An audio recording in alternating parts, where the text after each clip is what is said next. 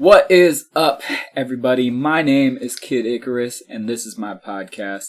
My guest today is a great friend of mine. He is one of the people I train with over at Aguilar's Combat Concepts. He is a level 2 in the Aguilar Combat Concepts system.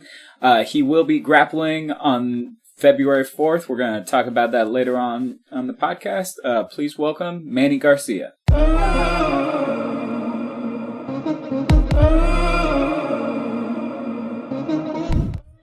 Yeah, so the Lauren Murphy-Andrade fight, I did not watch that until today. And I had heard beforehand that, like, oh, it was a beating, like, they could have stopped it. And I'll tell you what, I was not expecting Lauren Murphy to be in it as much as she was.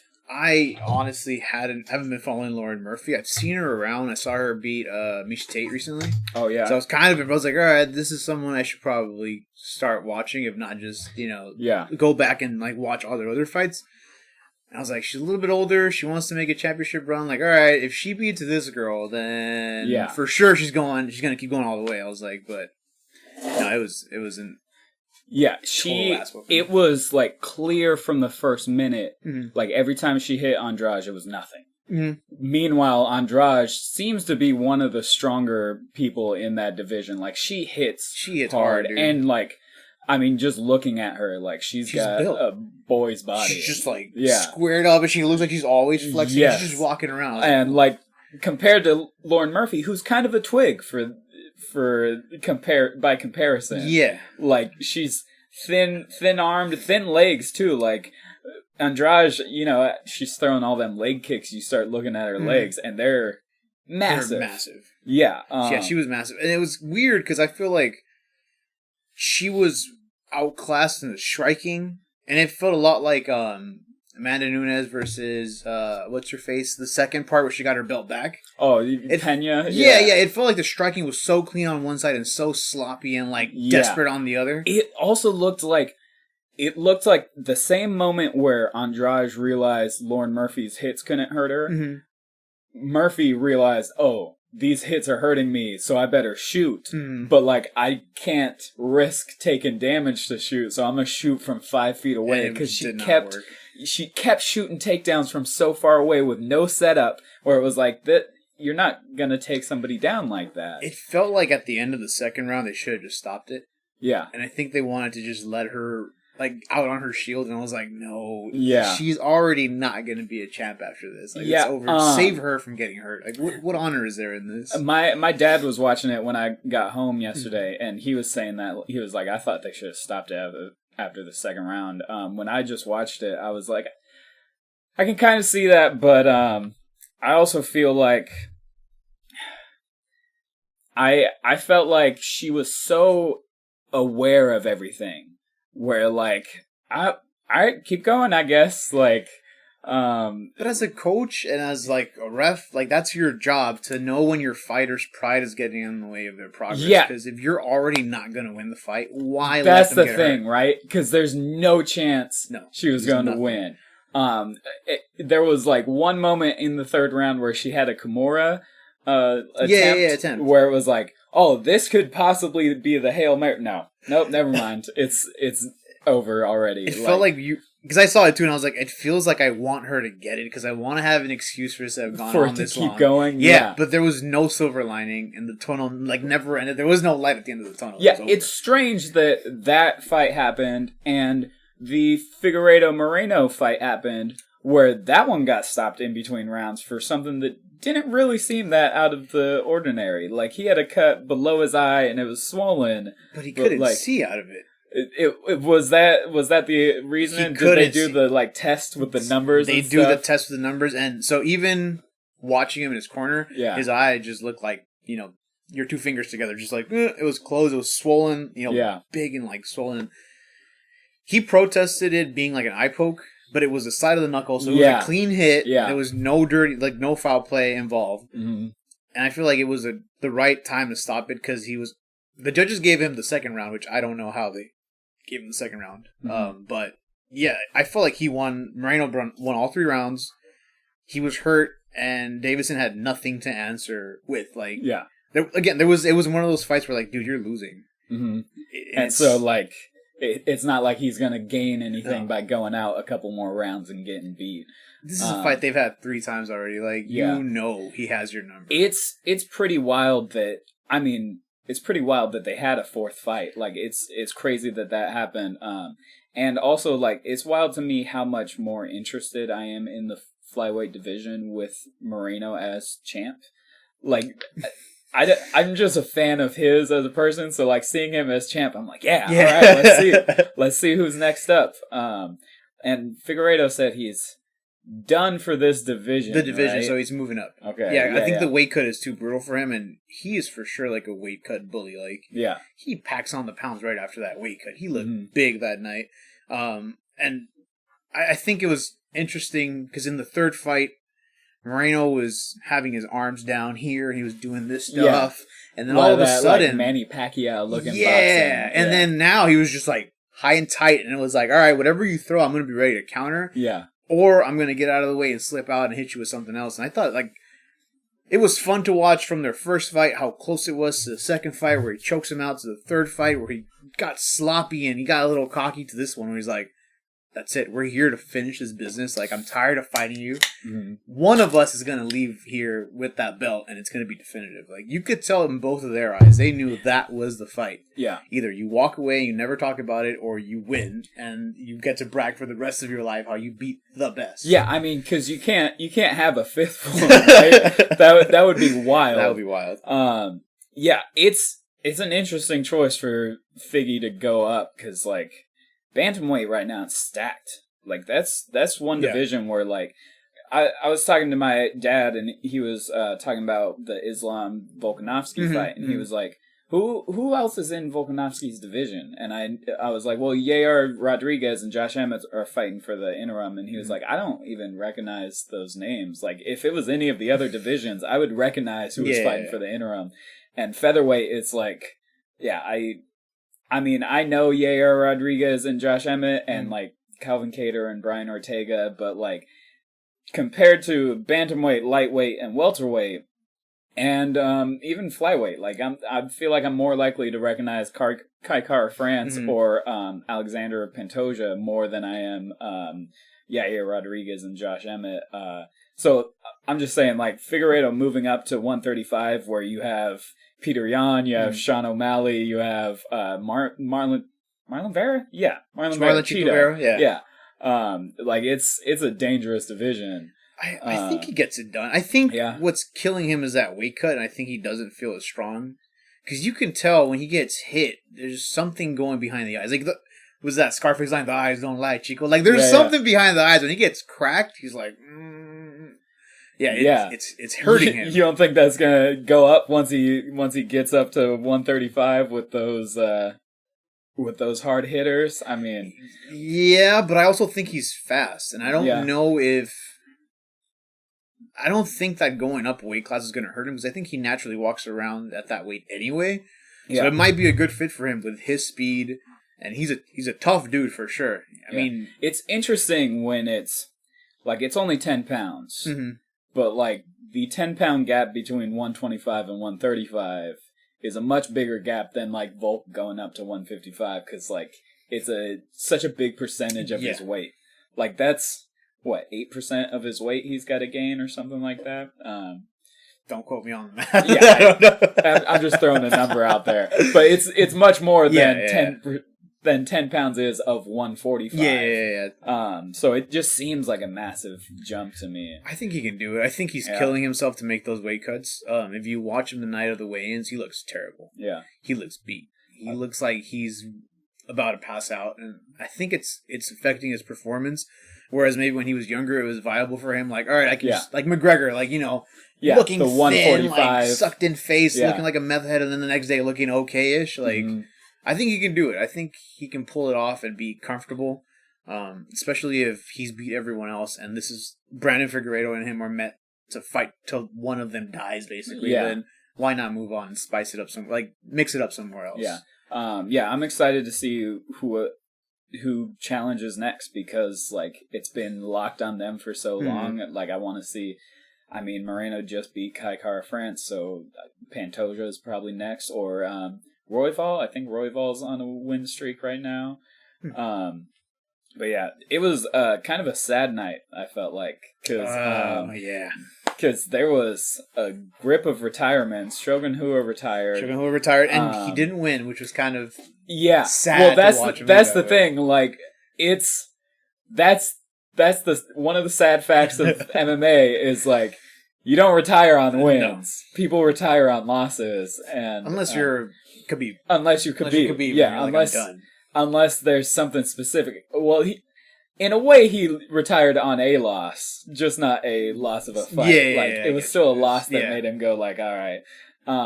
But then you got Teixeira retiring after his loss at the end. It's funny because I called it while I was watching the fight. I think I did a status update on Instagram. I was like, win or lose, he's retiring tonight. I guarantee it. And then sure enough, like I was like, oh, dude.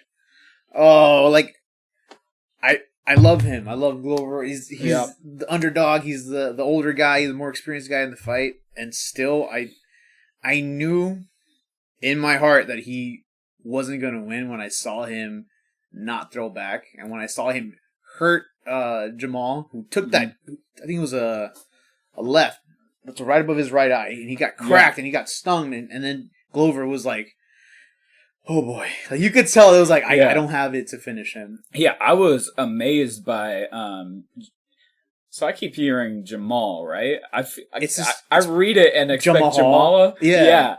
Everyone calls him Jamal though. Right, okay. I was shocked by his ability to not be taken down.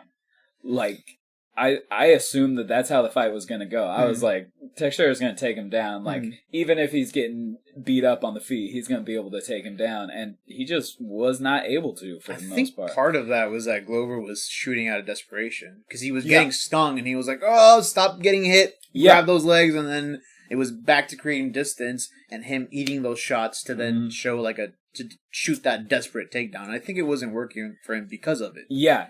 It was definitely like he wasn't able to pressure enough to get him up against the fence to go in for a takedown at a closed distance. Yeah, he was. And then when he was too tired. Yes. Yeah, at the end there. He was dying. Like I got so hyped when he took him down and he got into mount. Yeah. And I was like, oh snap, this is it. This could be it, please. No, he got turned over and ended up on the bottom, and it was like, oh man, so tough to see.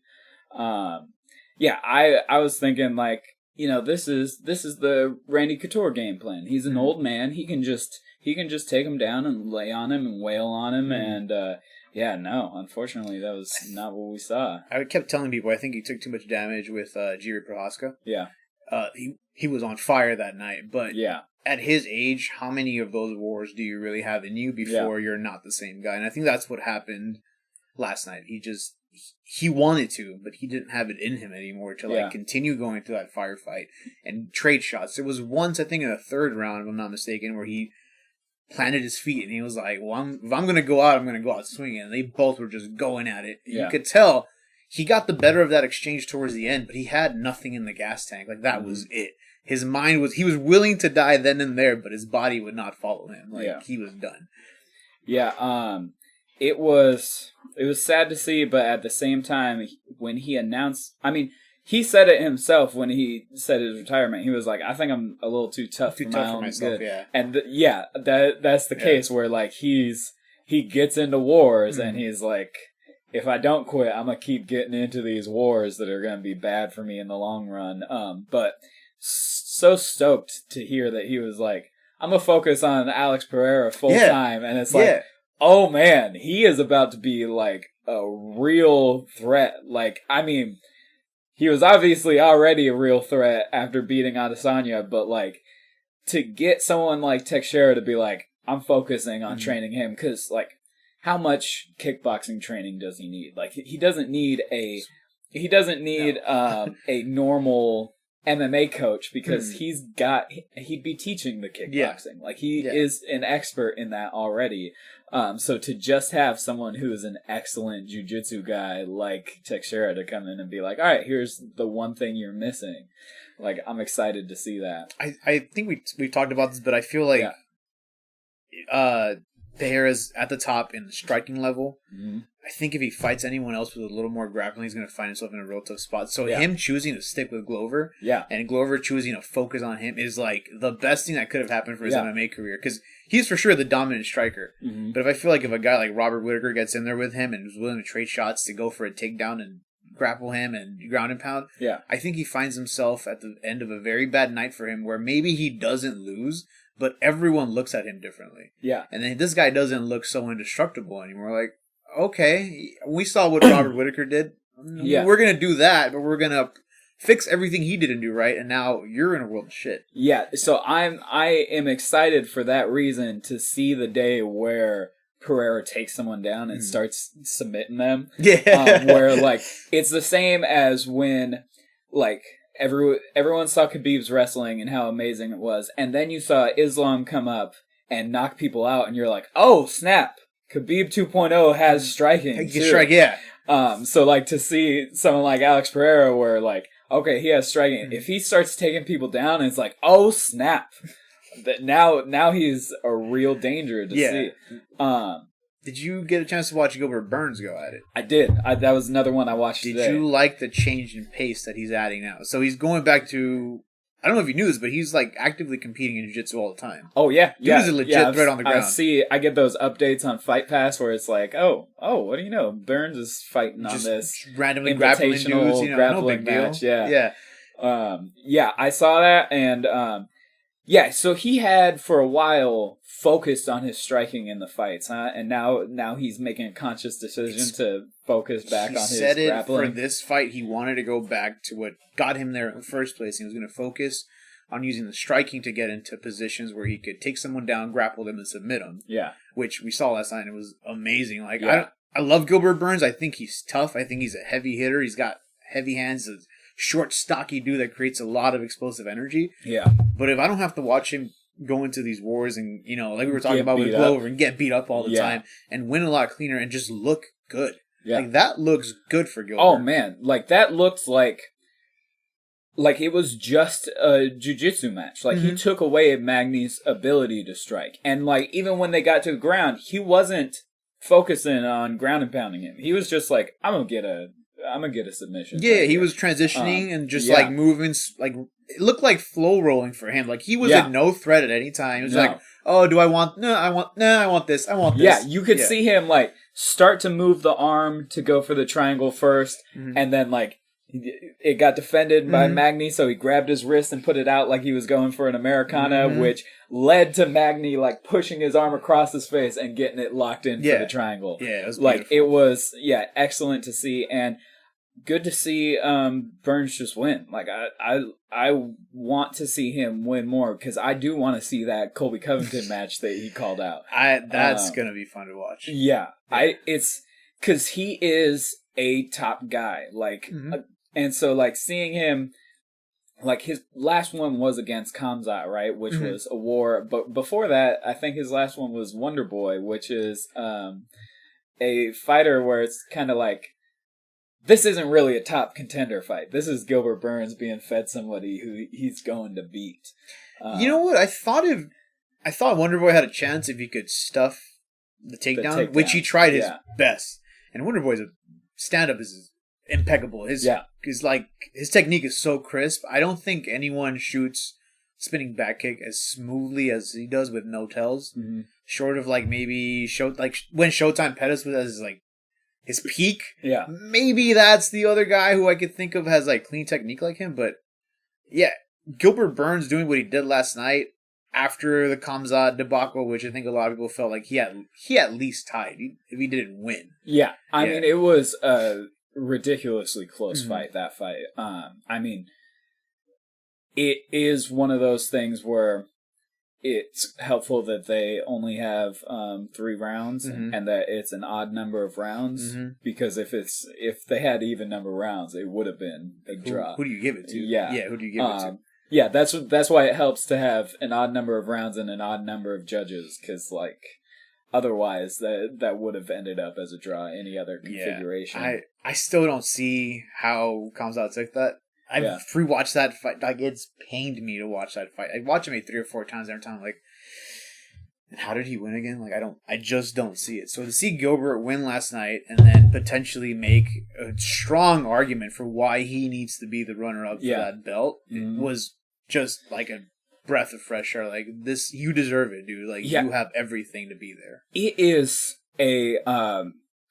that is my favorite division to watch.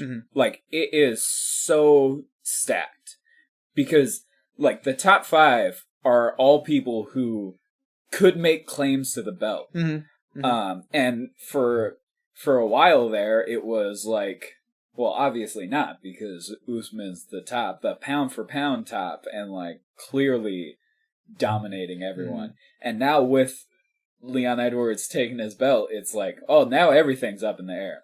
Because Edwards-Burns, I think Burns wins. Burns wins. Edwards-Khamzat, I think Khamzat probably wins. Edwards-Colby, I think Colby probably wins. Yeah. I'll tell you what, though, I think Usman wins, too. Like, which is what I thought going into the last fight, and which was almost proven true.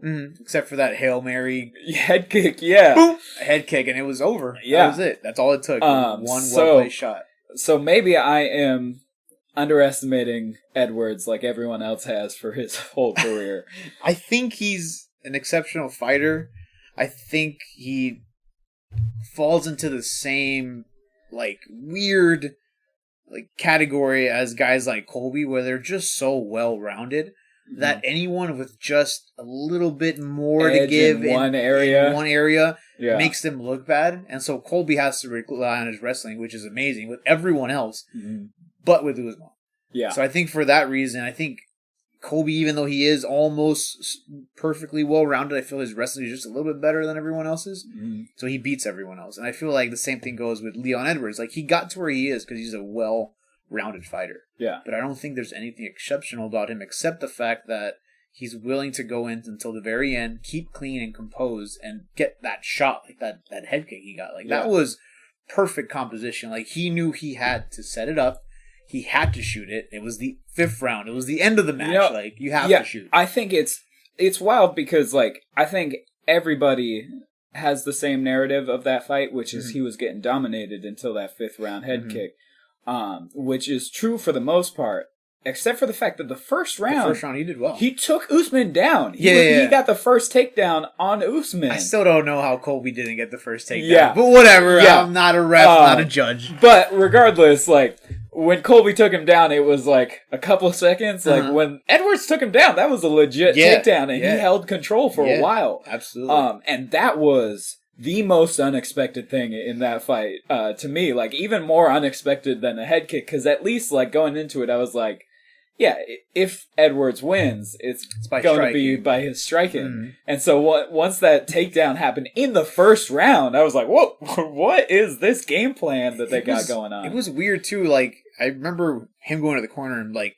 the look on his face was like, oh, I can win this. Yeah. And then, like, round 2, 3, 4, and the end of 4 came on, and you see the look. It's, like, daunting, like, devastated. I'm losing this. I thought I had it. Yeah. And then a miracle happened, or whatever you want to call it, a stroke of luck and precise timing combined with determination. Like, everything lined up for him to throw that kick, and it was over. Yeah. And now we're talking about it. Like, dude, he really fucking did it. Like, he really did this. Yeah. It threw the whole division up in the air, and I'm super. It's one of the frustrating things about this sport is, like, I am so excited to see that division, what happens next, and there's so much time between every welterweight match, like the fight nights happen regularly, so like I always have something, but like for one division, like you see the championship fight in that division, and then you have to wait like 6 months to see the next step,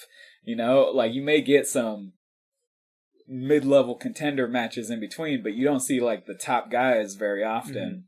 And so it's frustrating to be like, oh man, I gotta wait, but only like a month and a half at this point, right? March with that Cyril Gane John Jones fight on there. Yeah, as well. That's gonna be insane. Jeez, I want Ciryl Gane to win. I think everything in my head tells me Ciryl Gane is going to win. Yeah. But then there's that, like, inkling of a doubt. Like, John Jones is a wild card anywhere you put him. Yeah. One of the first, the first UFC that I ever bet on was the John Jones versus Thiago Santos night. Okay. And the same night was Masvidal Ben Askren, and that was those two fights I put money on. I put money on Masvidal, and I put money on Santos. What was the return on the Masvidal one? Cause it was really good. It was ridiculous. I remember it being ridiculous. Like betting 35 and winning like 60 or something. Jesus, like it was pretty good.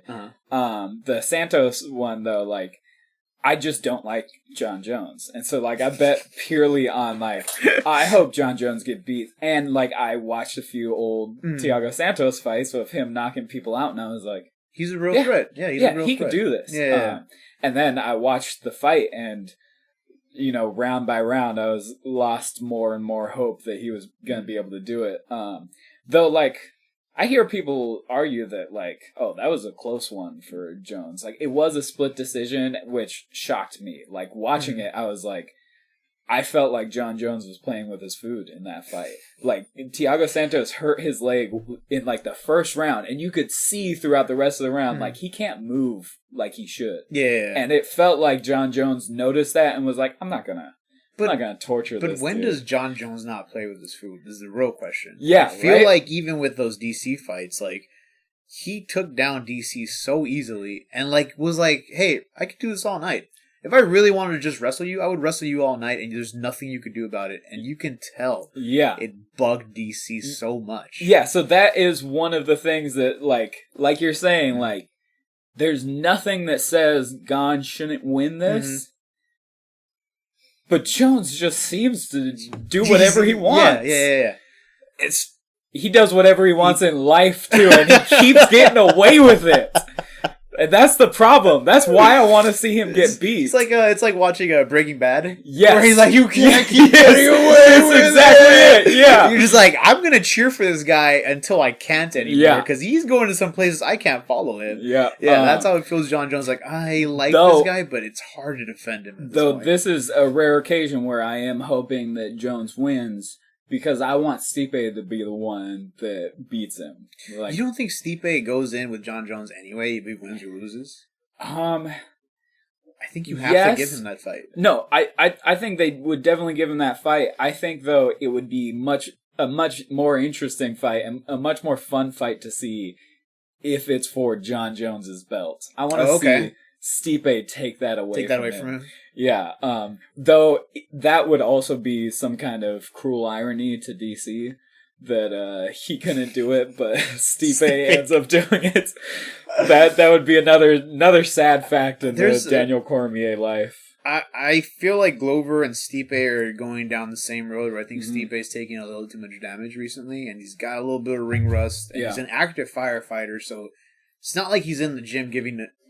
I don't want to say he's not giving 100%, but I think you only have so much focus. Like, you can only do so many things at once well before you start slipping, and you only have so many hours. Like, we're all human. And I think Stipe has taken enough damage in his last fight where I don't know if he's going to come back the same. Yeah. And he's been inactive for a while, so I really don't know if he's coming back the same. But given that he comes back, he's 100% like ready to go in there. He's willing to do whatever it takes. I think there's a good chance that Stipe shocks everyone and puts John Jones in his place. Yeah. I think it's so funny. Like, that last fight with Ngannou, he came out with like a hat on. And so the whole fight, his hair's sticking up like he's a wild man. Like, it was so, like, I don't care. Like, it's, I'm here to fight. My hair can flop around. And I hope that, like, there's a little more focus going into the next, where it's like, well, I'm going to get my belt back. Like, I want to see that fire that's like, this is mine.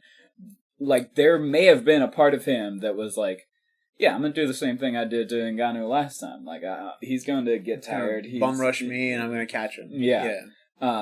Where it was that was another fight that was sad for me to watch because I was so stoked on Stipe, and like he took a beating. Mm-hmm. Like he wasn't one of those Ngannou wins where it was a one-shot knockout.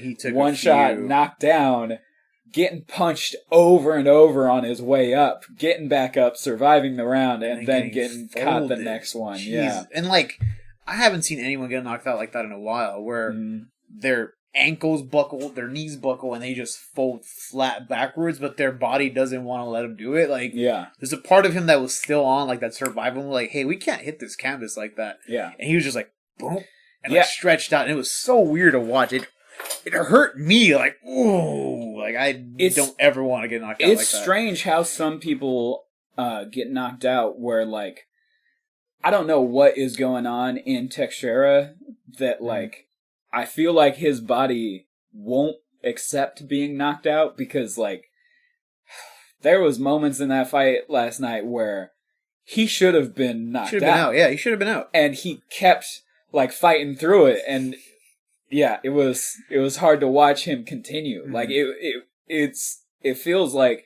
what's wrong with your, like, survival instinct in your body that it's not like, shut off, we're done, we can't keep doing this. Yeah, let's just stop now already. Yeah. No, it's crazy because there's just so many guys that would otherwise have been out that night. Yeah. And then there's guys like, again, Glover, there's guys like Tony right up until he got knocked out by Michael, Michael Chandler? Michael Chandler, yeah. Right up until then, like, who puts Tony out? No one puts Tony out. Like, even that Justin Gaethje fight. Yeah, where he lasted all 5 rounds. Those last 2 rounds, I was like, just stop. Yeah. Just stop the fight. Just stop the fight. And they wouldn't. I was like, oh, I don't want to. I haven't rewatched it. Yeah. Because it was just, it was gross, man. It was gruesome. I was like, I rewatched that one to just try to remember how good Tony was and, like, why I started being a fan of Justin. Like, that was the first time I had heard Justin Gaethje's name. Like, really? Yeah. Okay. I saw him step in and I was like, who is this guy? Why don't I know? He's replacing Khabib. I've never even heard of it. Yeah. And then, like, to see him do what he did to Ferguson, it was like, oh, I guess there was valid reason for him stepping up to replace Khabib. Did you happen to see the RoboCop fight last night? No, I didn't get a chance to watch it. Okay, so I'm a big fan of Julian Marquez, the middleweight who asked Miley Cyrus to be his Valentine a couple years back. Oh, okay, the Cuban Missile Crisis, they call him? Yeah. So he had that win, and then, like, his next win was a really good dominant victory where I think it was another rear naked after, like, his striking knocked him down and then took a rear naked choke. And so a couple months back, Julian Marquez faced RoboCop Gregory Rodriguez, and I was like, all right, let's see another Julian Marquez win. And Rodriguez just destroyed him. Like, every single punch he would land would wobble Marquez. And, like, Marquez stayed in it for as long as he could. And it was another one of those fights where, like, it could have been stopped a while before, but Marquez just kept staying on his feet and surviving for a little bit longer. And then Rodriguez's last fight was the one where he got his eyebrow split open came back to win. And so, like, that dude's a monster. Going into this card, I saw that he was on there, and I was like, all right, let's see another person's face get busted open.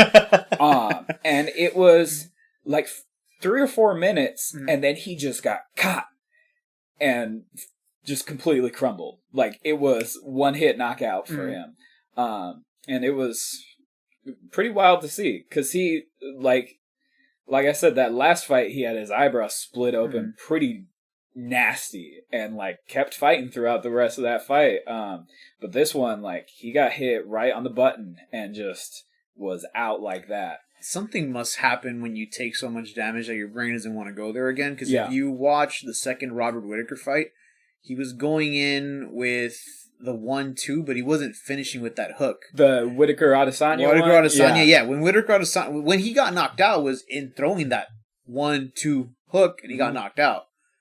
And I feel like in the second fight, he was closing the distance so much better. He was right there. Yeah. But he was scared to throw that next punch.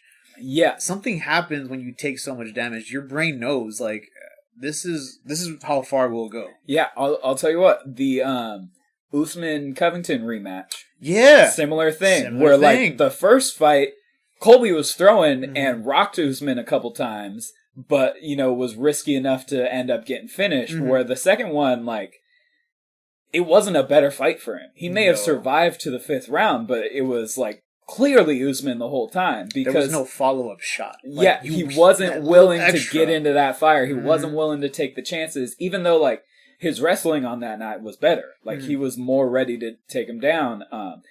So sometimes when fighters get beat, like, they start acting too scared. And it's not a sport where you can be scared and still be successful. You can't go in there and think, I'm gonna lose tonight, and I could lose because I do this one thing. Yeah. Like, you have to be willing to go there, and maybe you get caught, maybe you don't, but you showed up and you did it. Yeah, and you have to win instead of not lose. Yeah. Sometimes they go in there thinking, like, I ain't gonna lose this. Yeah, but you're not winning it either, and that's gonna make you lose it. Yeah, that's true. That's one of the most frustrating things when two fighters are not losing. Like, that's the worst fight to watch. That's the Rose Namajunas Carla Esparza fight. Like, two fighters who are so focused on not winning. It's the worst to watch as a fan, and like, Nobody believes that person's the winner when they win. Even if it's a dominant performance where, like, they didn't get touched, it's like, oh, you didn't get touched, but you didn't touch them. So, like, you did nothing. Yeah. You guys played patty cake for 5 rounds. We all paid for it. Yeah. And now you have a belt. Congrats. Yes, sir. All right. So I think we have covered everything from last night's fights. Anything additional you want to say about last night's fights? No, it was a roller coaster of emotions, and I think that's the best way to describe it. That's it. I mean, so sad. So sad to see Teixeira leave, but like stoked to see what he does with Pereira. I'm so excited to see that. So from here, I am going to pull up a video just so we can time this correctly with the people watching, because I'm going to edit this into the video. Absolutely. And it's this one. All right. Yeah, so you know the story. Yeah. For people watching who don't know the story, this, I don't know where I'm going to put it on the video. I'm going to put it somewhere. This is a video of me at the American Grappling Federation qualifiers for the American Grappling team.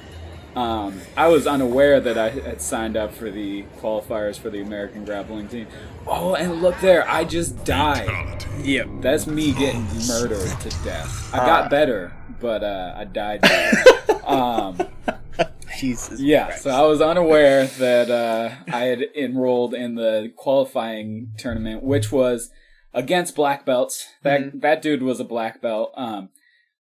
And I assume jiu-jitsu, but he also showed up in a wrestling singlet. So, like, he has a wrestling background, too. He's ready to grapple, just do whatever. Yeah, he was ready to fight high-level competition, of which I am not. And, like, when we got there, like, we were watching the white belts compete, and then they started cleaning up the mats at, like, 3, and my card was, like, 4:15 is your call time, and I was like, oh, what is going on here? So, like, I tell them, like, am I supposed to be here? What's going on? And one of them was like, what's your call time? No, it's going to be on the big mats for that round. And I was like, okay, so my competition's going to be on the big mats. Okay. Yeah. Things start going on, and eventually, one of the people who run the event pulled out her phone and was like, oh no, you enrolled in the no-gi qualifier. And I was like, all right, yeah, okay, I guess I'm going no-gi with some higher level competition. That's all right. And then a while goes by again, and one of the refs comes over and he's like, hey, what tournament did you think you signed up for? And I told him, the white belt tournament. And he was like, okay, these guys are black belts.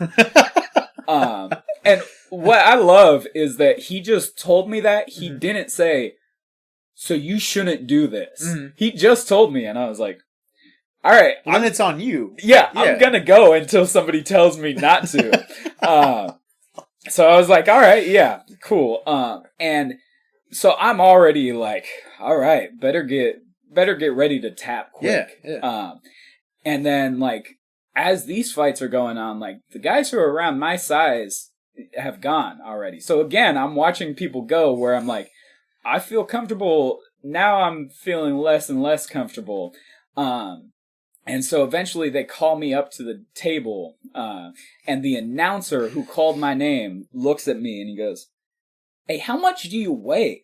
I was like, 170, and he was like, "You know they got you up against the big boys, right? Like, did you not realize that when you enter your weight, you're supposed to do kilograms instead of pounds?"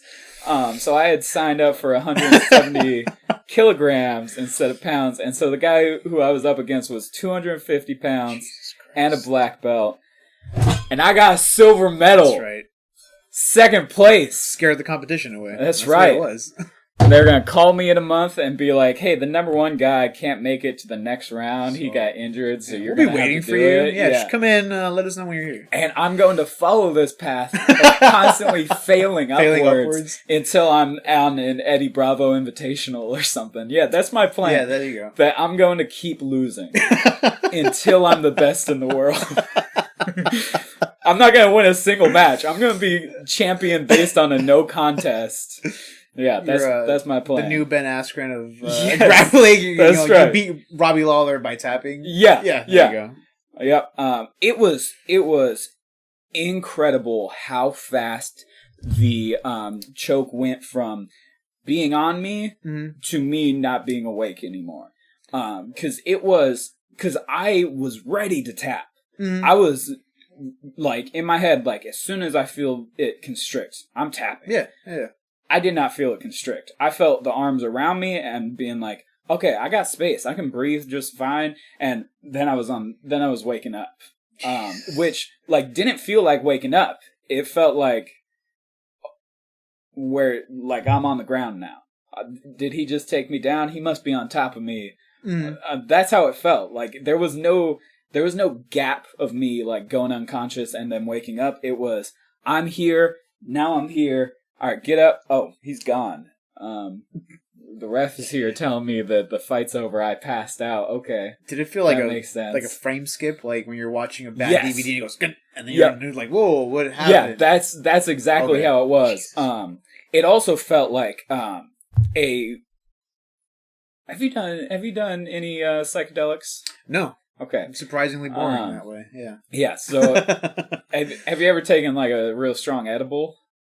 Once, and it was not a fun time. Similar feelings between edibles and psychedelics. Okay. Fair enough. You know the feeling when like you're really high and you've been sitting somewhere for a long time, and then you realize like, how long have I been sitting here? Like it's oh man, 30 minutes have passed. Like what is going on? That's how it felt. Like it felt like I was flashbacked to wherever I was. Like it's impossible to describe because it doesn't make sense. Like that's the exact feeling. It's the feeling of things not making sense. It's also the same feeling that psychedelics give where like you're just a ball of anxiety. You got tons of anxiety in you and then it dissipates because the peak's over and you're like, okay, I survived that. In that moment, it was just intense ball of anxiety and then getting up like, oh, okay, I guess I can calm down now. Like it was a peak in a drug trip. Like what? Oh, all right, I'm done. I was watching that video and it kind of bugged me that I knew you were out before the ref did. Yeah, because your arm goes. Yes, my arms dropped. He's out. 1, 2. Oh, stop! And I was like, Jesus, 2 full seconds of this dude just out, like dangling, and your feet are dangling too, which is a funny like.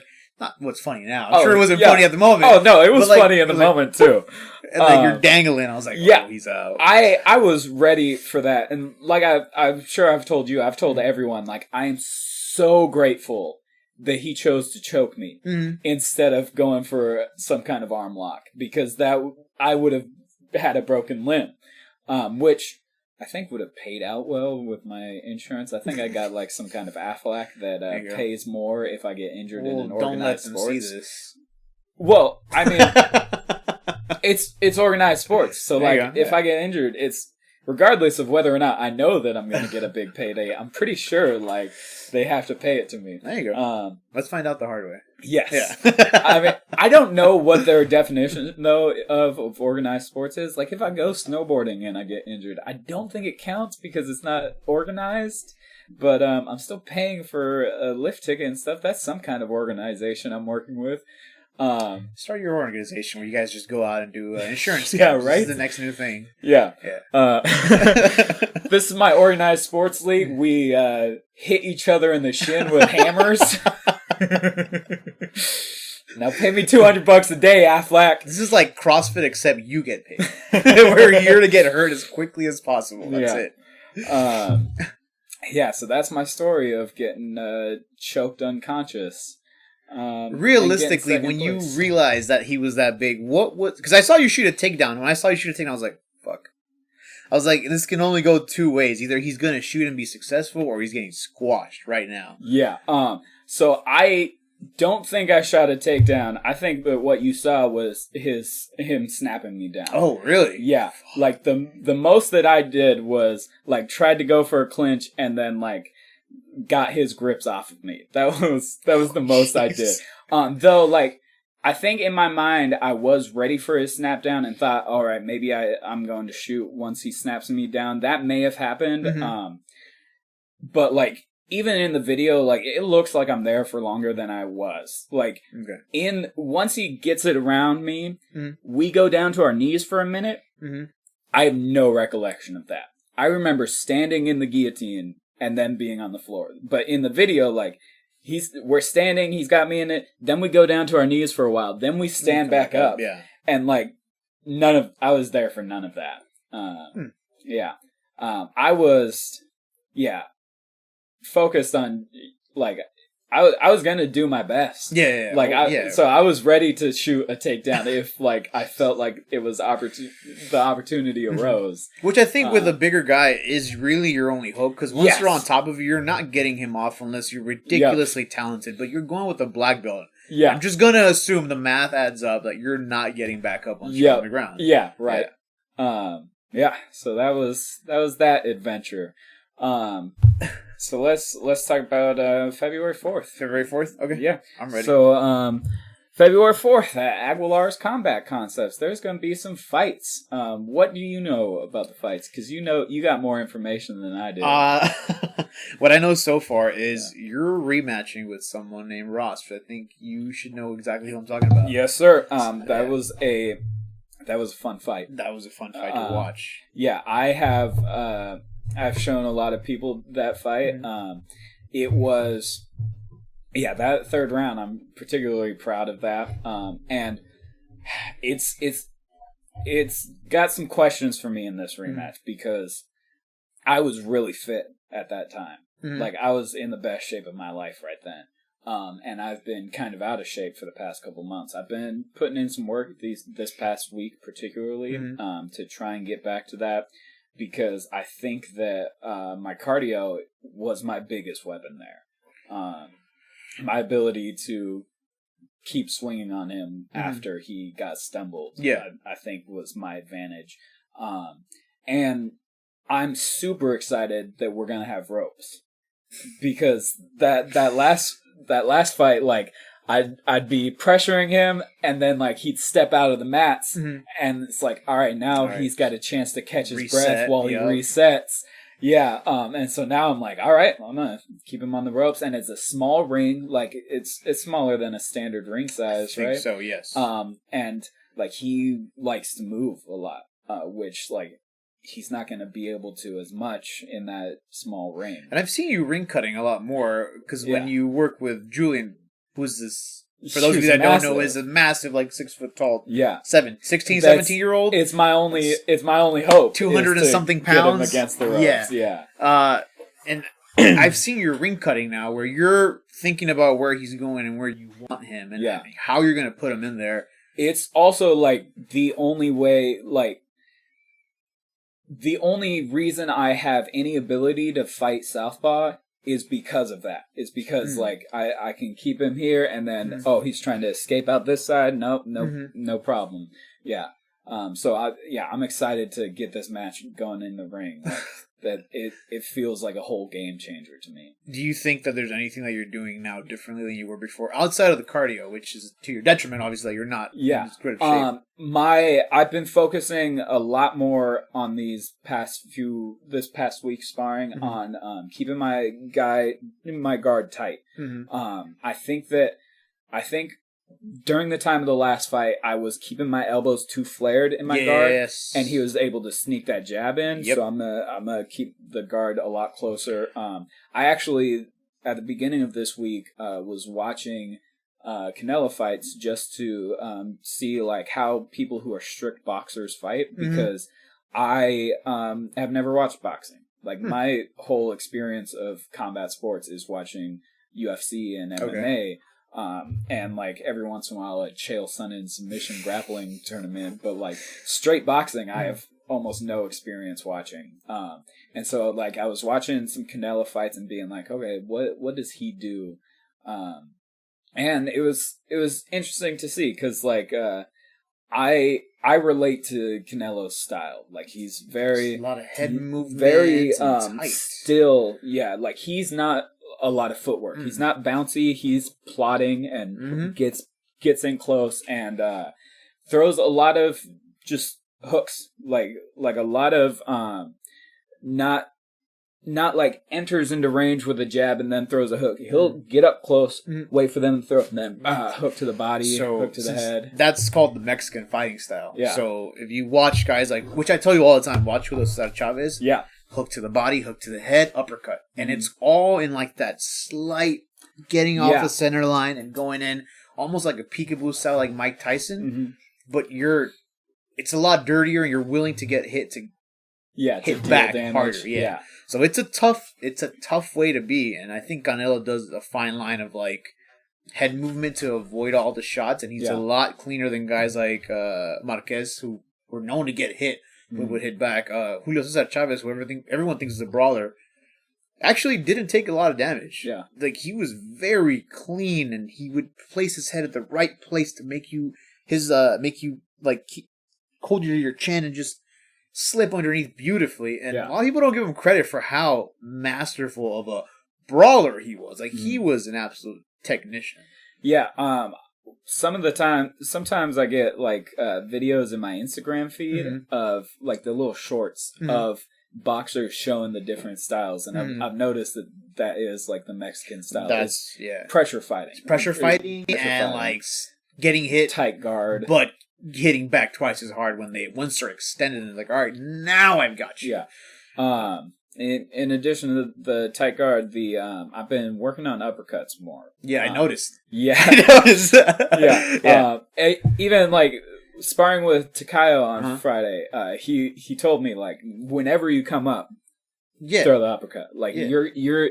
I was doing like the what do we call it? Tennessee shuffle. Tennessee shuffle. Yeah, and he was like, you come back up and then you wait. Like don't come up without anything. Bring the uppercut when you come up. And so, like, on Friday, I was thinking about that, and I was doing that more.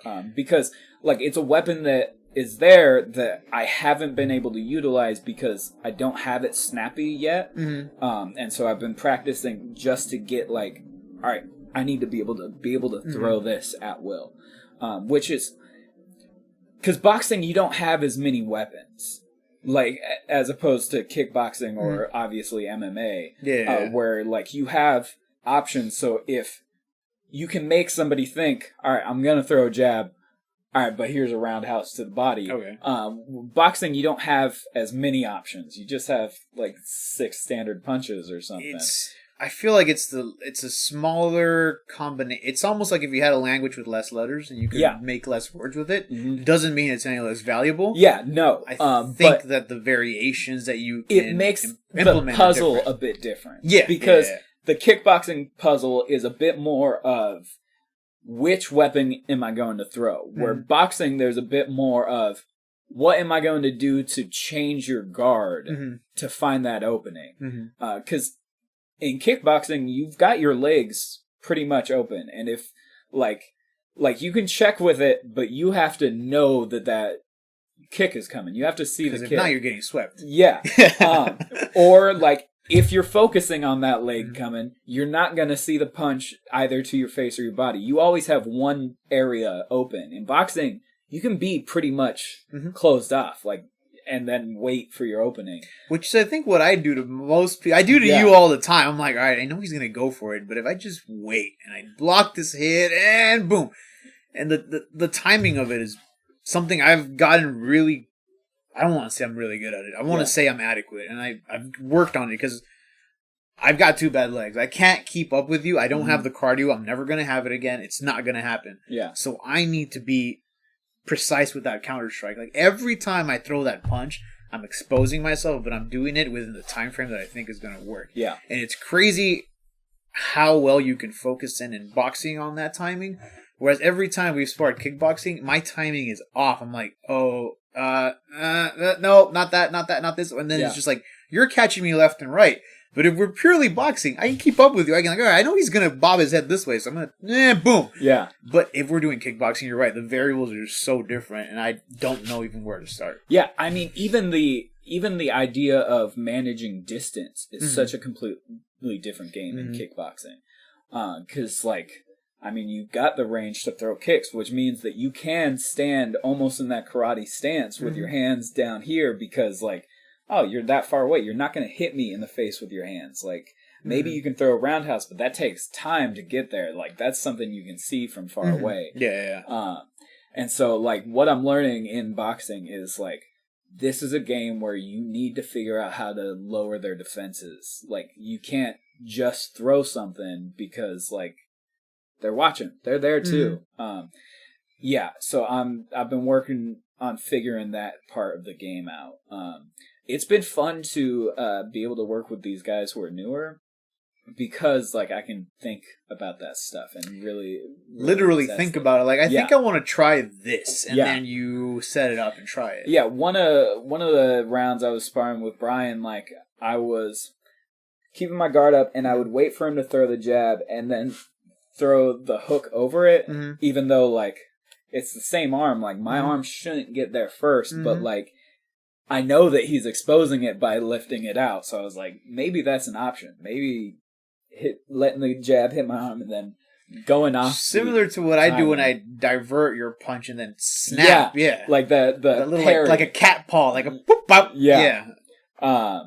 So that's how I'm feeling about boxing. Yep. Okay. And you have a jiu-jitsu match. I think I'm grappling someone, and I don't know who I'm grappling, but I think it's funny that my attitude is always, fuck it, I'll show up. Yeah. And I don't care. And I'm going to do what I have to do. Whether I win or I lose, I'm going to show up. And even if you're better than me, I'm going to talk shit to you the entire time. Yeah. And I'm going to, like, toy with you. And it doesn't matter. Because it doesn't matter. Like, every time I go in and I grapple with someone, it doesn't matter how it ends. I'm going to give it my best. And I'm going to have fun doing it. Yeah. And I think that's sometimes fighters forget to have fun. Like, if you're not having fun and it's just like gritting your teeth and going through it, then why are you doing it? It should be fun. Yeah. And I mean, I think everyone's at their best when they're having fun. When you're having fun. Yeah, because you start opening up, you start trying new things. Yeah, that's something I noticed on that Andrade fight. Like, she started throwing spinny fists and stuff, and it was like, oh, she's having fun right there. She's showing off. She's having a good time. Yeah, absolutely. And that's how you know somebody's doing good. If they're having fun, if they're not tight, you don't want to be tight. And you know what's? It's funny because I started with jiu-jitsu because I didn't want to do striking anymore because I just would never have the cardio. And so I think I've even told you this, I do lazy jiu-jitsu. Yeah. Or it's like I like to shoot my arm because I know you're going to grab it and I know you're going to take it. I know I'm going to grab the hook and I know I'm going to flip you over. I'm going to end up on top. I don't want to do the work. I want to have fun. Yeah. I'm going to pull guard. I'm going to give you my arm and I'm going to flip you over. And it's like I've started trying to progress from there. I'm shooting takedowns now. I'm like actively shooting takedowns. But I find that it's so much fun to let someone think they're doing something. And like the fucking asshole in me, the troll in me is like, ooh, I'm in danger. And then you're just like, you're flipping him over and then I'm choking you out. And then it's like, in the back of my head, I'm just laughing my ass off. Like, you really thought you had me. Yeah. You really thought you had me. Yeah, that's the same stuff I've been trying to figure out with the boxing. Yeah. Is the, look over here, which I literally did. Yeah, I saw it. That is something I saw in like an analysis video of Canelo, where like he does that. He goes, boom, and then throw a body hook, and I was like, I'm gonna try it. And for some reason, I don't know if you try it next time. Point at your feet. Oh yeah, point at your feet, and they inevitably look down. I think I've done it to you once or twice, where you've been fighting, I've just gone like this, and you just like, huh? And it's just like, it's either the cross or you go with an uppercut with the lead hand, which doesn't do as much damage, but it's like one of those silly things. Like, what the fuck are you looking at my feet for? Yeah, those uppercuts, like I'm trying to get good at those because like it seems to be the shot that's open the most because it's kind of an awkward thing. Yes, they don't want to do this. The wide elbows, and like it seems even if you have a pretty tight guard, like you got an opening right there. But it's a high risk, high reward kind of thing because you have to drop. And so that moment that you drop, you got to make sure they're distracted enough by something else. Yeah. I do this with the newer guys every once in a while. I'll put my guard up. Oh yeah. And I'll let them shoot for the body in hopes that it's like, hey, hit me down here, and then you're just doing this, walking down, and they're gonna shoot down here. So I know, boom, I got my elbow in, and I'm counter punching, but it comes with time, and I think, if anything, I think you're a more well-rounded striker than I am right now. I think you just need to get, like, that streetwise, if you will. Like, this is the feint that I'm going to use to expose that punch. Yeah. Because that's the one thing that I think I watch so much, and I don't get the chance to practice, that I'm crafty. Feints? I'm fucking crafty. Like, I can't keep up with you for 3 rounds, but that one round, I'm going to give you shit the entire round. Yeah. Like, it's the one thing that I'm good at. I can watch something, I can time it out, and I can kind of shoot it. But other than that, like, I show up and I'm like, oh, I'm tired already. I'm an old man. Like, I don't want to do this anymore. I get that. I keep being like, every fight that I'm signed up for, I keep being like, all right, after this, I'm going to take a real long break. And then, like, as before it even happens, one of the coaches will be like, hey, you want to sign up for this? And I'm like, I don't want to say no. So, yeah. I ain't no bitch. Yeah. Which means, because when I have a fight, that means I'm there every day training for it. It's not just the fight that's the deal. Like, showing up to fight, like, that's anyone no can show up. Yeah, you gotta show up. It's the weeks being there every weekday and being like, all right, I'm not gonna do anything else with my weeknights. They're here. Which I've been balancing better now. I've been in the studio after the gym, showing up at the studio in like my gi pants. Posting in your gi pants and a beanie with. I think your belt was still on. Yeah. Belt still on. On Thursday when I was on the Project Mayhem podcast, I brought a change of clothes, but I still had like my flip flops on, showing everyone this one doesn't have a soul in it anymore. I lost my soul. So we have reached the end of the podcast here. Any additional info you want to share about the 4th, or anything you want to shout out? Anybody? I mean, clearly we got to shout out Aguilar's Combat Concepts out in Linwood, and the show, the event, the fight night, which is going to be February 4th. Do you know the time? I believe it starts doors open at 4. Admission is $10. There will be food and drinks available, maybe something else. As of now, I think you're fighting, I'm grappling. I know a couple of other people have signed up. It's just a matter of pairing them and coming out with an ultimate list of who's actually fighting and when. Yeah. But it should be fun. I mean, every time we're there, it's a show. Yeah, I'm super stoked about 2 things that is different about this fight night. One, Saturday. Sometimes we do it on Sunday, and it's harder for me to get people to show up because I got my go to church work folks tomorrow, or you got church, or you got groceries you got to catch up on, or and whatever. So, like, I know a few people who will be stoked that it's going to be on a Saturday, and then also $10. That's cheap for a fight night. That was always my standard when I would throw shows. It's $10 because that is, I think, the fair price for an event. $10. You can't even watch a movie for $10. Yeah. You can't watch a movie for $10. No, you can't go to the theater. Like, it's cheaper than a movie, and you're getting real life entertainment. And how long is the movie? 90 minutes? Maybe. This is going to be like 4 hours or so? This is probably going to be 2 or 3 hours at least. Yeah. Maybe 4 hours, depending on how many rounds we get in between. Yeah. It'll be fun. Yeah, absolutely. All right. Yeah. Anything else you want to shout out? Yeah. You know what? This is a little funny. I want to shout out the guy who gave my first black eye. Which, skinny young guy that just came and started the gym. So, I'll catch him next week. No, I'm just kidding. No, you know what? I'm big on supporting small businesses. I live in Gardena, so if you guys are ever in Gardena, Giuliano's is my favorite sandwich shop. They're not paying me to say this. Just fucking love them. And then that's awesome. That makes me really want to go to Giuliano's. Giuliano's in Gardena. There's one Redondo and one Redondo. It's not the original. We go to Gardena. We don't fuck around. Okay. And shout out to OKL, which I know that you work with. Sir. Yeah. So anytime I'm ever given a chance, I say. I don't know if I've said this on the podcast. I've been working on a design with OKL for something. I don't know if this is blowing up the spot by saying it. I don't know if I've shown it to you. I don't think I've seen anything. It is fantastic, and I don't know if we're going to be able to do it because it's got a load of colors. We've been in talks about getting it done, but it's fantastic. Sweet, yeah, sweet. Can't wait to see it. Yeah. All right, dude. Thank you so much for coming through. Thank you for having me here. That's gonna be it for tonight. See you guys on February 4th. Come watch us fight. It's gonna be fun. Peace out. When I've been giving up my crown, right? I'm feeling blessed. Tell me how are you? Just let me know if there's anything that I could do. Yeah, I'm feeling blessed. Tell me how are you?